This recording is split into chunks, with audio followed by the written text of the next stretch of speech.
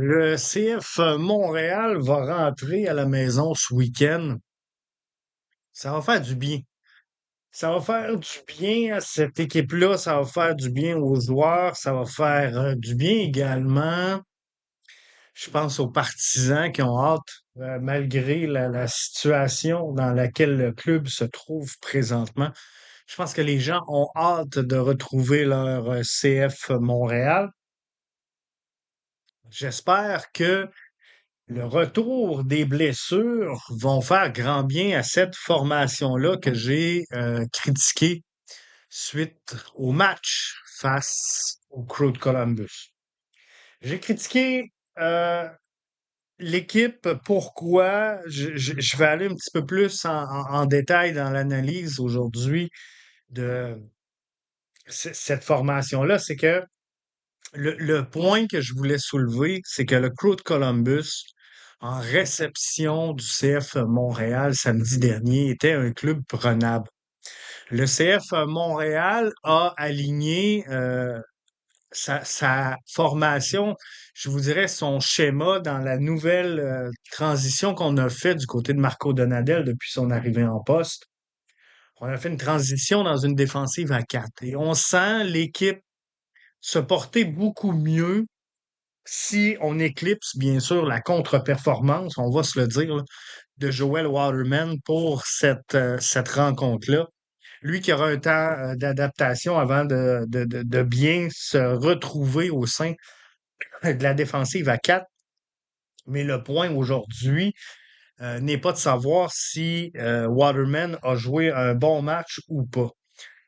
Le point est le suivant. Le Crew de Columbus se retrouve sans les services de Joe Hernandez qui a quitté.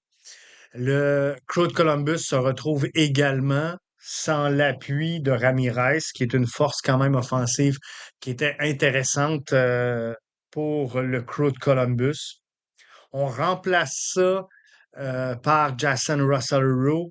Donc, on peut-tu parler d'un jeune prospect, un jeune projet? Et on connaît bien ça à Montréal, les jeunes projets.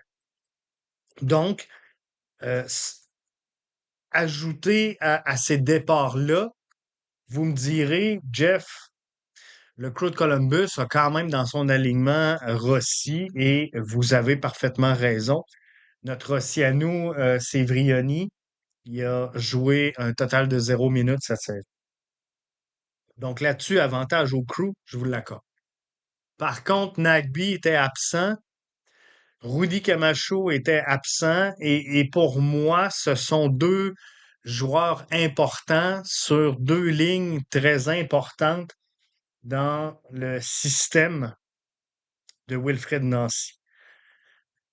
C'est donc dire que sans Cucho Hernandez, sans Ramirez, sans Nagby et sans Rudy Camacho, moi, j'ai l'impression que cette formation-là est un peu construite sous les mêmes principes que le CF Montréal et que cette formation-là doit être prenable pour ce match-là.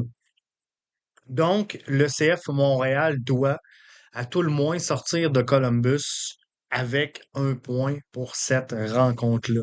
Ils ont joué une meilleure deuxième mi-temps qu'ils ont offert comme prestation en première moitié. Par contre, les efforts ont été en vain et je remarque encore certaines lacunes que j'ai déjà observées, que j'ai déjà soulevées.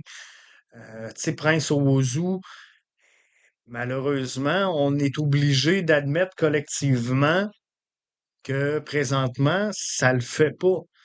On a des entrées intéressantes de Sunusi. On a des entrées intéressantes de, par exemple, Yankov. On les utilise pas. On les utilise pas. On est allé chercher Marshall Rudy qui faisait le travail la saison dernière et là, qui vient de se retrouver sous l'air Donadel derrière Bougaille. Ça ne fonctionne pas. Donc, ce que je veux dire, c'est que le plan tactique a été joué. Les joueurs dans l'ensemble n'ont pas mis le CF Montréal dans l'embarras lors de ce dernier match-là. Donc, le schéma tactique, il est le bon. La façon de le jouer est le bonne. L'intensité mise au travail, l'ardeur, elle est la bonne. Et malgré tout ça, le CF Montréal n'a pas connu de succès. Est-ce que on est en voie de redresser la barre? C'est la question qu'il faut se poser avec le retour des blessures. Parce que là, faut pas, ça va commencer à arriver. Faut pas paniquer d'un côté, mais d'un autre côté, faut juste se demander si l'effectif qu'on va ajouter, je pense à Jalen Neal, je pense à Vrioni, bien sûr, je pense également à Sinchuk. Est-ce que ces éléments-là vont faire en sorte que le CF Montréal puisse retrouver la route de la victoire? Et rien n'est joué, là. Rien n'est joué malgré que, oui, j'ai été défaitiste en début de semaine, vous avez raison, mais ça n'a rien à voir avec ce que le CF Montréal a proposé. La réflexion que je veux qu'on aille à ce moment-ci est de savoir est-ce que le CF Montréal, et c'est une question intéressante, je vous la pose, on prend le temps d'essayer d'analyser tout ça, puis on s'en parle dans le prochain balado. Est-ce que le CF Montréal, avec tout son effectif, est en mesure de connaître du succès sur une base régulière? Si c'est non, on a un problème avec la cellule de recrutement, avec la cellule de dépistage du CF Montréal. Je vous explique pourquoi. Parce que le CF Montréal ne sera pas des lunes derrière ce qu'ils ont proposé comme masse salariale en 2020, 2021, 2022, 2023. On va être à peu près dans les mêmes eaux. Mais si cette équipe-là ne progresse pas, voire même à la limite, si elle régresse, faut remettre en question la cellule de développement. Et cette cellule de développement-là, ben, elle appartient principalement aux deux garçons de Joey Saputo.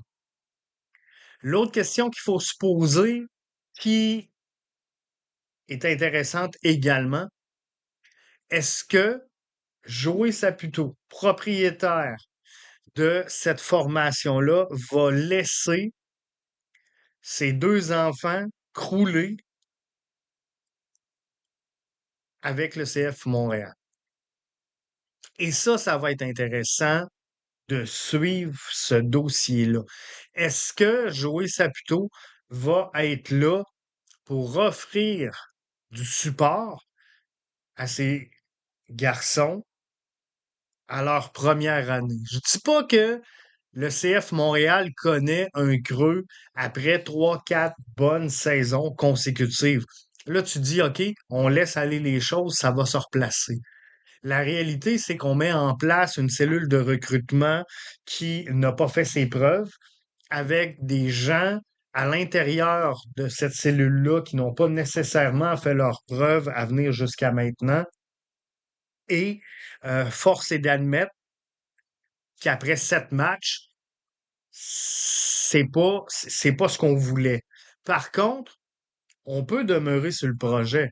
On peut demeurer en ligne avec la vision, la valeur qu'on essaie d'inculquer depuis plusieurs années, qui fait l'insatisfaction de plusieurs, mais qui est le projet avoué et assumé du CF Montréal de former, recruter et vendre.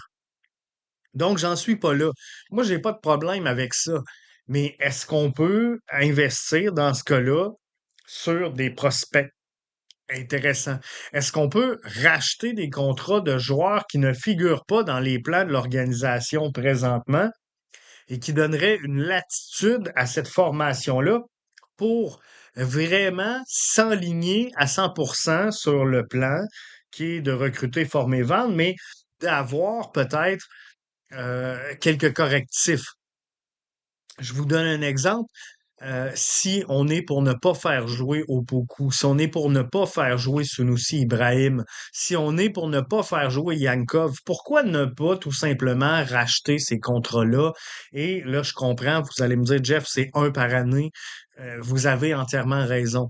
Mais pourquoi ne pas sélectionner un de ces trois joueurs-là, dire, regarde, on rachète ton contrat parce que, tu sais, si je regarde la disponibilité qu'on va pouvoir offrir comme temps de jeu à Sunusi Ibrahim d'ici la fin de la saison. Visiblement, Owuzu est partie intégrante de ce projet-là. Vrioni va l'être puisque c'est notre seul joueur désigné. On a Jules Anthony Vilsain également qui est là, qui est blessé présentement, mais qui fait partie de l'académie, donc fort possiblement qui fait partie des plans de cette organisation-là. Comment on peut donc, en jouant à un attaquant, maintenir un contrat comme celui de Sunusi Ibrahim sans se faire mal. Rendu là, rachète le contrat de Sunusi, on tourne la page, on se serre la main, on n'est pas plus moins bons amis. Merci du coup de main. On pensait que ça allait faire autrement, mais malheureusement, force est d'admettre que mutuellement, on a échoué.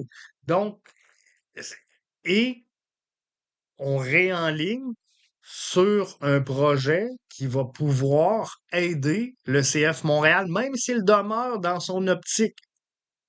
Parce que moi, ce qui me trouble présentement, c'est le non-sentiment d'urgence au sein de l'effectif. Qu'on change le coach, c'est la décision la plus facile. À ce moment-ci, il faut un grand courage managérial du côté de cette organisation-là pour aller de l'avant. Je la sens moins, celle-là. Je la sens moins. Je sens pas au moment où je vous parle. Alors que cette équipe-là a 7 matchs de jouer, n'a pas une victoire à sa fiche. Je ne comprends pas qu'on ne sente pas plus de pression que ça sur les joueurs. On est content des joueurs, on est content, ils évoluent, ils suivent le plan de match, mais comment?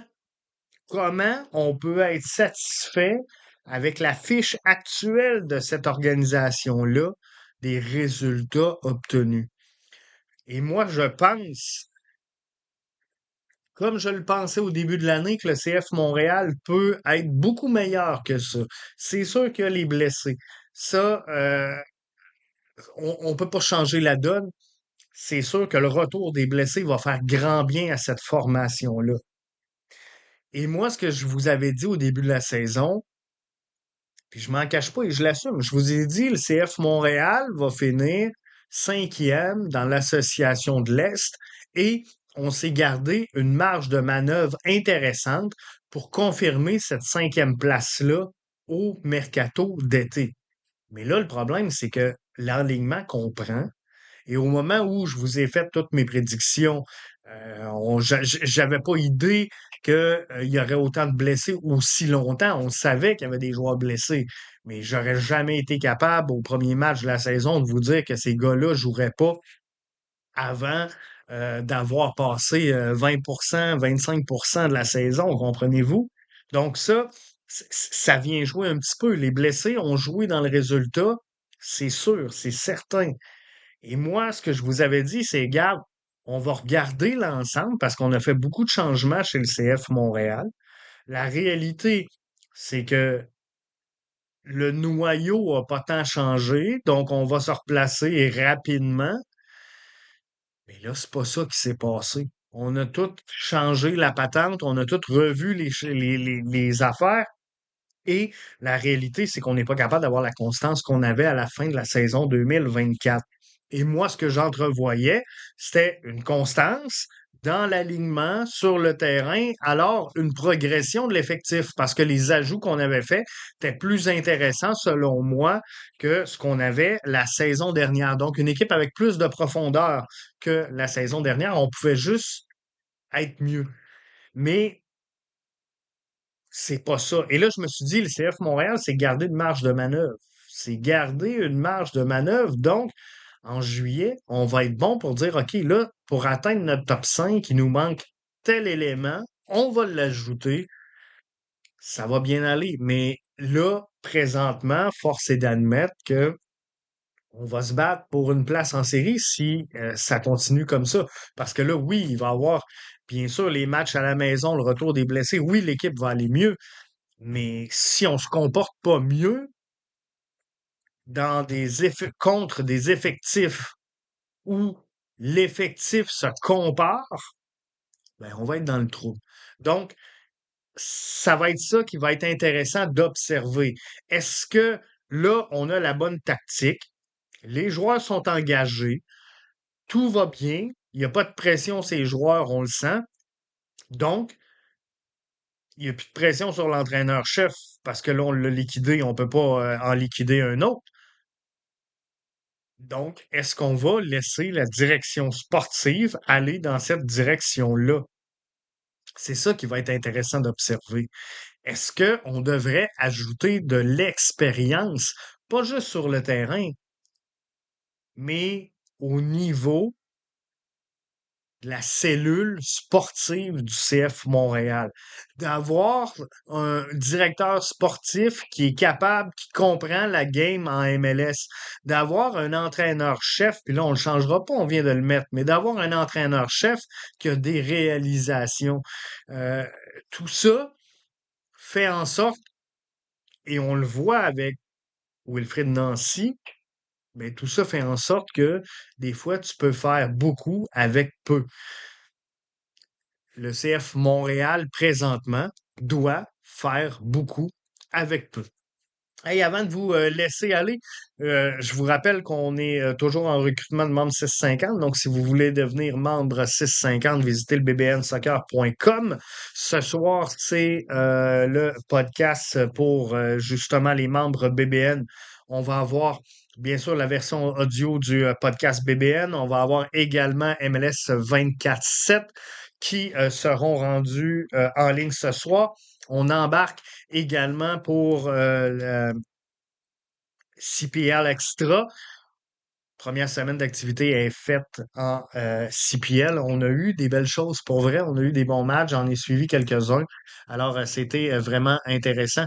Donc, si ce n'est pas fait, devenez membre, gang. bbnsoccer.com. Je vous invite à venir nous rejoindre dans notre belle communauté.